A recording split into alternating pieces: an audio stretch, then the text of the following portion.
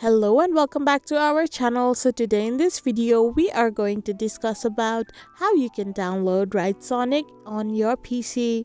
So without wasting much of our time, let's get straight into the video. So to download any app on your PC, you need to have a web catalog app which will help you download everything on your PC. So firstly, simply open your web catalog app and there in the search bar simply type in Writesonic. So once you type it in, you can find the Writesonic app and you need to simply press on the install button. So after clicking on the install button, in matter of seconds, your Writesonic app will be downloaded on your PC, and after it gets downloaded, it will get installed in your PC as well.